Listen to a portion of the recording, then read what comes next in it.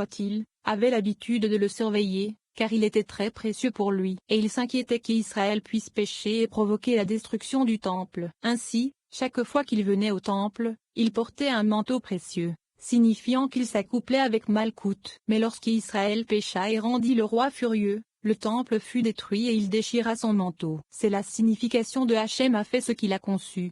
Il a exécuté 50. Sa parole, Imrato, telle qu'elle est mentionnée ici, se réfère à Malkout, qui était assis au début au sommet de l'arbre, Amir. Et le roi s'en couronna et lut devant lui un bel arbre, l'arbre des âmes avant leur entrée dans ce monde devant ses yeux. Mais maintenant, après la destruction du temple, il déchira son manteau, ce qui signifie que les 9 séphirotes supérieures quittèrent Malkout et que seule la lumière de Nofesh y resta. Donc maintenant, après la destruction, il y a de la tristesse devant lui partout dans les maisons extérieures, mais pas dans les maisons intérieures. Comme le dit le verset, voici, les vaillants pleureront à l'extérieur Isaiah 33 2.7, c'est-à-dire, seulement les externes.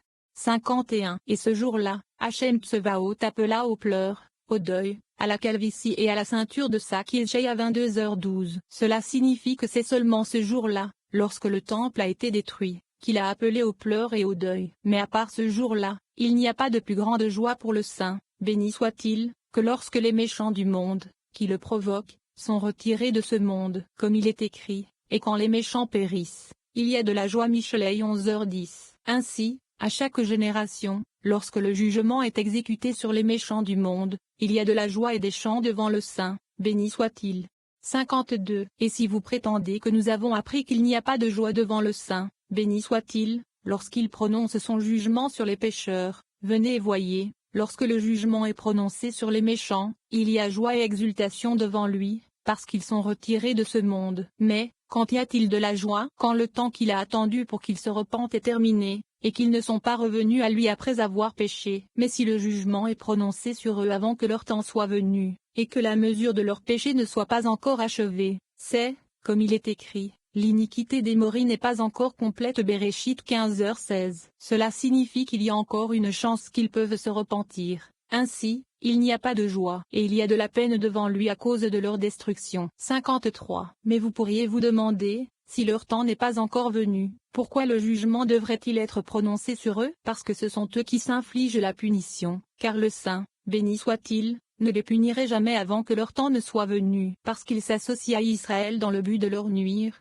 il prononce son jugement sur eux et les retire entièrement du monde avant que leur temps ne soit écoulé. Et maintenant, il y a du chagrin devant lui, car il les a détruits avant leur temps. C'est également la raison pour laquelle il a noyé les Égyptiens dans la mer et détruit les ennemis d'Israël à l'époque de Yoshaphat. Ils ont tous été détruits avant leur temps parce qu'ils voulaient nuire à la nation d'Israël. 54. Ce n'est donc que lorsque le temps qu'il attend d'eux est terminé, et qu'ils ne s'amendent pas, que leur destruction est un motif de joie et d'exaltation devant lui. La seule exception fut le moment de la destruction du temple, car même si leur temps de colère envers lui avait expiré, il n'y avait aucune joie devant lui. Depuis lors, il n'y a eu de bonheur ni en haut ni en bas. 9. Pendant encore 7 jours. Apprendre les mots qui composent ces puissants versets nous aide à comprendre les dangers spirituels associés au gaspillage de son sperme. Les forces négatives parmi nous s'attachent automatiquement à toute porte où la plus grande lumière peut briller. Il s'agit de Ésod dans le monde supérieur, et de l'organe sexuel dans le monde physique. Le kabbaliste, cependant, ne considère pas les vagues concepts de moralité et les codes du bien et du mal comme une motivation pour maintenir les relations sexuelles dans les limites spirituelles du mariage. C'est plutôt notre propre compréhension spirituelle des forces métaphysiques à l'œuvre,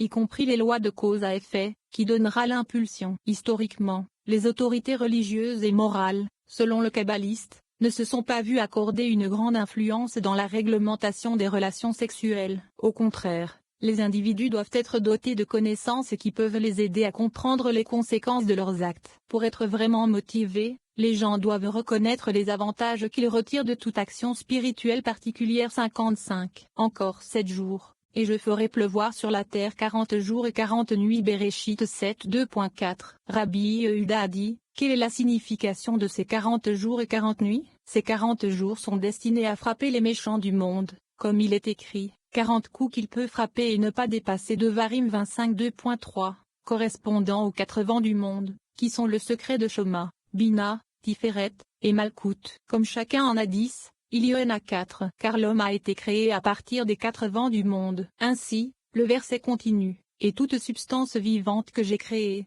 je la détruirai de la surface de la terre. 40 coups sont nécessaires pour détruire le monde. 56. Rabbi Yitzchak rendait visite à Rabbi Shimon, et il l'interrogea sur le verset qui dit, « Et la terre s'est corrompue devant Elohim. » Or, si c'est l'homme qui a péché et s'est corrompu, quel a été le péché de la terre? Rabbi Shimon a répondu, comme il est écrit, « Car toute chair a corrompu sa voie sur la terre et, aussi, et la terre a été souillée. C'est pourquoi j'ai visité son iniquité sur elle. Veikra 8h25. C'est donc l'humanité qui pêche. Mais si vous demandez quel est le péché de la terre, vous devez savoir que l'humanité constitue l'essence de la terre. Si l'homme la corrompt, elle est corrompue. Ceci est prouvé par le verset. Elohim regarda la terre et vit qu'elle était corrompue, car toute chair avait corrompu sa voie sur la terre.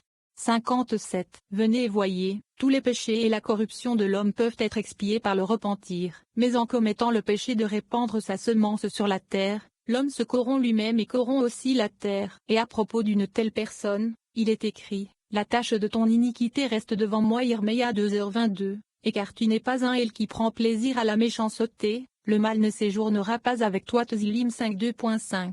Cela signifie qu'une personne qui gaspille son sperme sur la terre est appelée mauvaise, mauvais, et elle ne séjournera plus avec le saint, béni soit-il.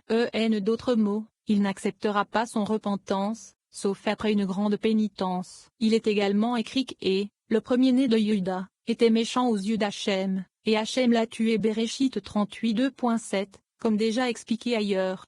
58. Rabbi Yehuda a demandé, pourquoi le saint, béni soit-il, a-t-il apporté son jugement sur le monde, à savoir, la génération de l'inondation, en les punissant avec de l'eau et non avec du feu ou autre chose? Rabbi Shimon a répondu qu'il y a un secret derrière cela. Comme ils ont corrompu leur voie, les eaux supérieures et les eaux inférieures n'ont pas pu s'unir comme le mâle et la femelle le devraient. Quiconque corrompt ses habitudes corrompt également les eaux mâles et femelles. Cela signifie qu'il provoque un défaut dans les eaux mâles et femelles, les empêchant d'être reliées l'une à l'autre. Ainsi, ils ont été punis par l'eau, tout comme ils avaient péché. 59. Ces eaux étaient bouillantes et ils les ont écorchées vifs, tout comme ils se sont corrompus dans l'eau bouillante. Un jugement contre un autre signifie qu'il les a punis mesure par mesure. Toutes les sources du grand abîme se sont ouvertes. Bereshit 7h11, fait référence aux eaux inférieures, tandis que les fenêtres du ciel se sont ouvertes fait référence aux eaux supérieures. C'est pourquoi ils ont été punis par les deux, les eaux supérieures et inférieures. 60. Rabbi Shia et Rabbi Ozi marchaient sur leur chemin. Arrivés à de grandes montagnes,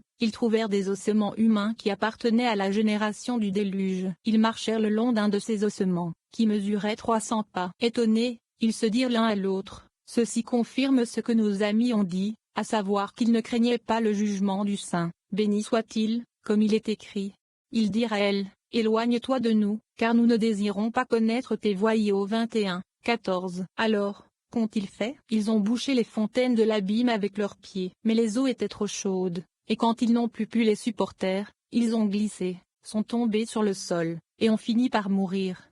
10. Eno engendra 3 fils. Nous recevons de l'aide pour purifier nos âmes de la main du Créateur lui-même, qui retire littéralement l'âme, la nettoie, la renouvelle à partir de l'un des 3 mondes supérieurs dont il est question ici, puis la ramène doucement dans notre être. Ce processus, qui se produit lorsque nous méditons sur le Zohar, est subtil et n'est pas perçu par les sens humains.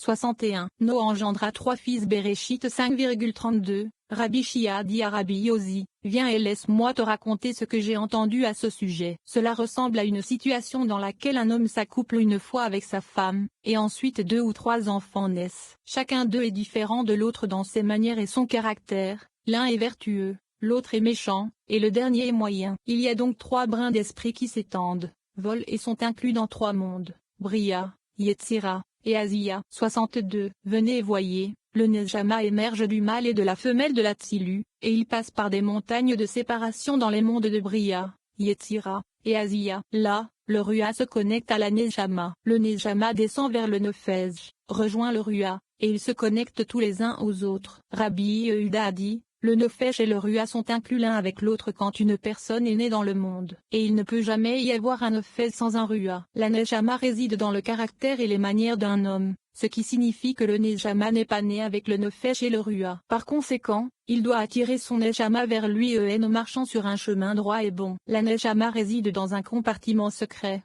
dont l'emplacement est inconnu. Il naît avec les 6 extrémités, qui sont le Nefesh, le Rua, et les 3 séphirotes supérieures. Ceux-ci demeurent dans le principe féminin de l'Azilou, caché des résidents de Bria, Yetzira et Azia. 63. Une personne qui vient pour se purifier est aidée par une Nejama sainte. Il est alors purifié, sanctifié et appelé saint. Mais s'il ne mérite pas et ne vient pas se purifier, alors seuls 2 grades, Nefesh et Rua, lui sont ouverts. Pour lui, il n'y a pas de sainte Nejama. De plus, si une personne vient se souiller, alors elle est souillée et perd le soutien céleste. Par conséquent, chaque personne est jugée selon ses voies. C'est pourquoi si une personne se repent et vient se purifier, elle obtiendra à nouveau le soutien. Mais, fera-t-on remarquer, lorsqu'une personne naît, elle ne reçoit que le Nefesh du bétail pur. Cependant, le Rua est toujours inclus dans le Nefesh, comme nous l'avons déjà expliqué. Ainsi, il a la Nefesh et le Rua des sociétés anonymes naissance. Mais la Nejama du côté du bétail pur est reçue en fonction de ses actes. Et ceci s'applique à chaque grade au niveau. Tosefta,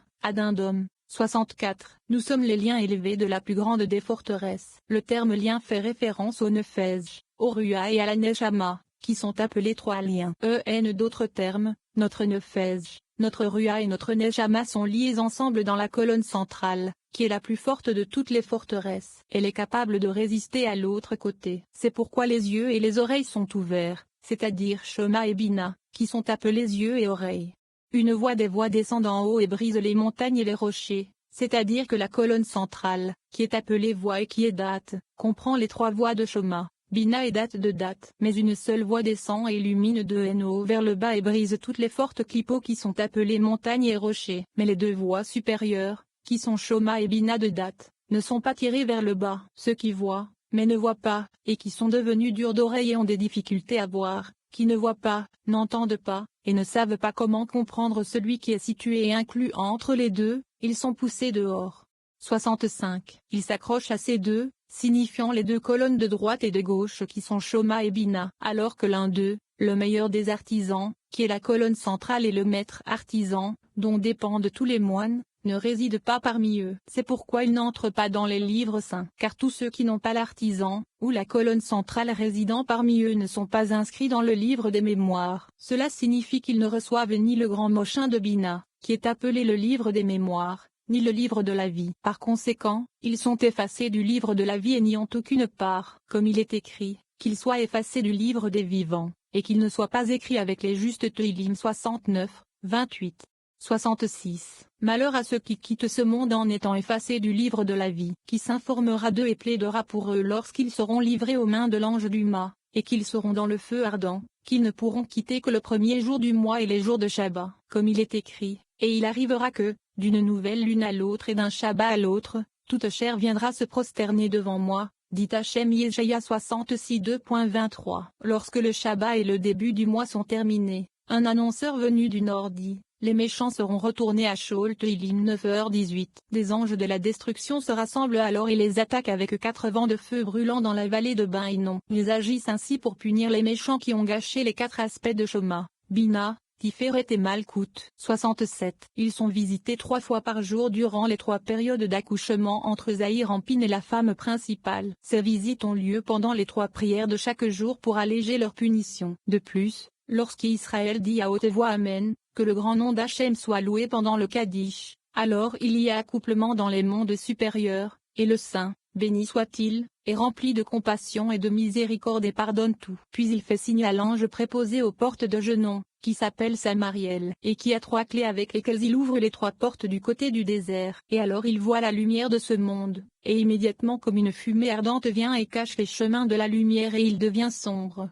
68. Puis les 3 responsables, qui ont des truelles à la main, s'en servent pour éventer la fumée et la renvoyer à sa place. Ensuite, ils se reposent pendant 1h30, après quoi ils retournent au feu. Ils sont également à l'aise 3 fois par jour, ainsi qu'à chaque fois qu'Israël répond Amen, que le grand nom d'Hachem soit loué. Heureux les justes dont les chemins et les voies s'illuminent et brillent dans toutes les directions dans le monde à venir. Comme il est écrit, mais le chemin des hommes justes est comme la lueur du soleil qui brille de plus en plus fort jusqu'à la hauteur du midi. Michelet 4h18. 11. La punition à genoux. Une crainte positive et saine du péché peut nous inciter à poursuivre le développement spirituel, évitant ainsi les répercussions négatives inhérentes à notre monde de cause à effet. 69. Rabbi Abba a dit que dans le genou, il y a des compartiments sur des compartiments.